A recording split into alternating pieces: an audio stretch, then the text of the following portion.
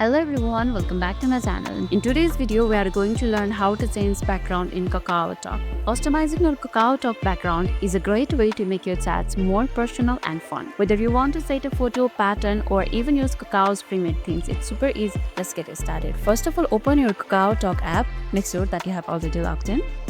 Next, go to Setting by tapping the gear icon. Once you are in Setting menu, look for the option called Themes or Background. This may vary depending upon your app version. Here I have themes, tap on it. Here you can download new themes and apply them instantly. I'm going to choose this one. And tada, your background is changed. And that's it, your KakaoTalk chat have now a personalized background. If this video made your day a little bit easier, don't forget to like and subscribe for more amazing tips. Thanks for watching and I'll catch you in the next video.